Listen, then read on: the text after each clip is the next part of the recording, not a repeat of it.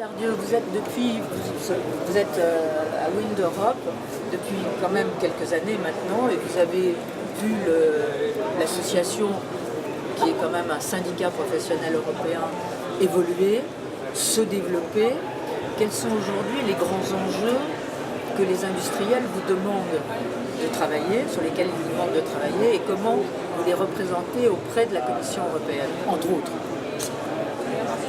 Pour dire un mot sur Wind Europe, pour cadrer un petit peu le débat, c'est 450 membres sur toute la chaîne de valeur européenne.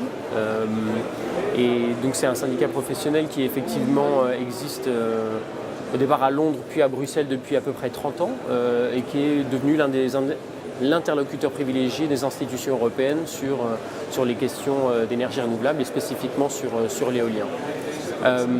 Donc notre mission, c'est de représenter les intérêts de la filière sur les politiques qui intéressent nos membres et notamment sur le paquet énergie à l'horizon 2030 qui vient d'être publié par la Commission européenne et qui va être débattu maintenant par le Parlement européen et par les États membres sur les 18 mois ou 2 ans à venir.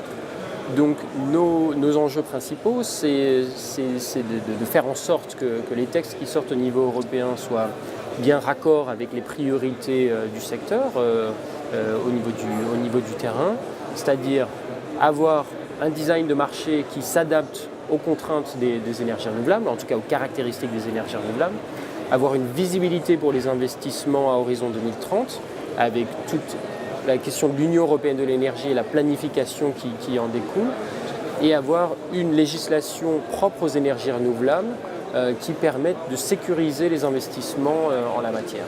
Voilà. Au niveau de la sécurisation des investissements, je reprends la balle au bond, chaque pays a mis en place un modèle pour lancer des appels d'offres. Est-ce que vous pensez qu'il serait intéressant aujourd'hui, sans créer une uniformisation de ce type d'appel d'offres, mais en tout cas de voir quelles sont les bonnes pratiques, de récupérer un certain nombre de dossiers qui ont été étudiés, notamment le dialogue compétitif, etc. Qu'est-ce que vous en pensez? Non, effectivement, c'est essentiel d'avoir un véritable dialogue au niveau européen en matière de bonnes pratiques. On voit qu'il y a des choses à retirer, par exemple, des Pays-Bas, où il y a eu un accord de principe entre l'industrie qui s'est engagé à réduire fortement les coûts de 40% à l'horizon 2020 et en contrepartie à avoir des appels d'offres extrêmement réguliers tous les ans de 700 MW. Et cette visibilité, c'est ce qui permet aujourd'hui d'avoir une baisse significative des coûts. On voit la même chose au Danemark où le gouvernement s'engage de manière très claire à prendre une grande part du risque, notamment du risque lié au projet, notamment sur les travaux préparatoires, le raccordement au réseau, qui permettent aux développeurs de développer des projets à très bas coût. Et à terme, ça bénéficie évidemment aux consommateurs qui a des prix de l'énergie maîtrisés. Il est intéressant aujourd'hui de voir qu'un des problèmes au niveau de l'emploi dans le cadre de l'Europe, c'est effectivement la possibilité d'avoir des diplômes qui soient reconnus dans les différents pays, mais aussi la possibilité de trouver des compétences qui sont dans d'autres pays que celui dans lequel on cherche à implanter un parc.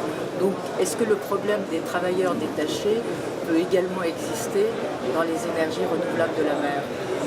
Alors c'est un vrai sujet, c'est vrai qu'on doit tirer le meilleur parti des compétences qui existent en Europe et souvent on a par exemple des ouvriers en Europe centrale et orientale qui sont capables de travailler sur des projets d'éolien offshore par exemple sur la côte allemande.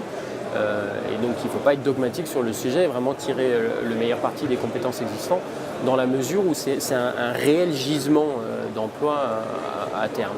Donc Wind Europe va participer à un projet européen prochainement qui va chercher à cartographier justement les besoins en matière de compétences pour avoir un développement très ambitieux sur les énergies marines.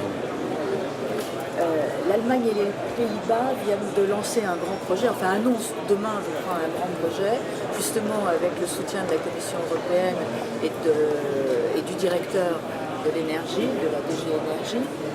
Est-ce que vous pensez que ce type de projet qui doit rassembler l'ensemble des pays d'Europe du Nord peut se développer dans d'autres pays. Et en tout cas, en Europe du Nord, quelles vont être les contraintes et les difficultés de mettre en place ce type de rapport? D'abord, l'industrie est intéressée par ce type de projet, donc c'est les gestionnaires de réseau, hein, notamment donc, Tenet, voilà, c'est ça. Notamment Tenet et Energinet DK qui s'engagent sur ce projet, mais à très long terme, donc à l'horizon 2050. Pour nous, c'est intéressant parce que tout ce qui va dans le sens d'un développement de l'éolien offshore à moyen terme est bon à prendre quelque part.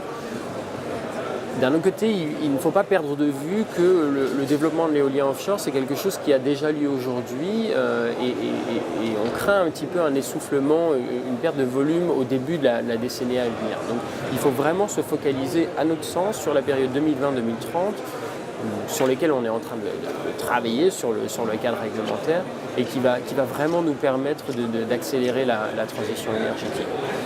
Donc oui, pour l'île artificielle, mais il ne faut pas oublier le court et le moyen terme et surtout intégrer les acteurs de la filière. Un projet qui ne serait porté que par les gestionnaires de réseau perdrait en valeur ajoutée, in fine. Très bien. Est-ce que vous avez l'impression qu'au niveau européen, les citoyens d'un certain nombre de pays acceptent mieux ou s'approprient mieux les énergies renouvelables de la mer que d'autres? Est-ce qu'il y a des méthodes telles que la conférence de consensus qui avait été mise en place au Danemark de manière ancestrale? Est-ce que c'est effectivement duplicable sur d'autres pays? Effectivement, là encore, un échange de bonnes pratiques est toujours très très riche en enseignement. Effectivement, les pays scandinaves ont une culture du consensus. On se rend compte que faire le travail en amont avec tous les acteurs, les populations locales, mais aussi, on a parlé aujourd'hui des pêcheurs, etc., c'est absolument essentiel pour s'assurer qu'il y a vraiment un soutien au niveau local pour les projets et éventuellement limiter le nombre de recours. Donc là encore, il y a un échange et Wind Europe s'attache à faciliter ce dialogue.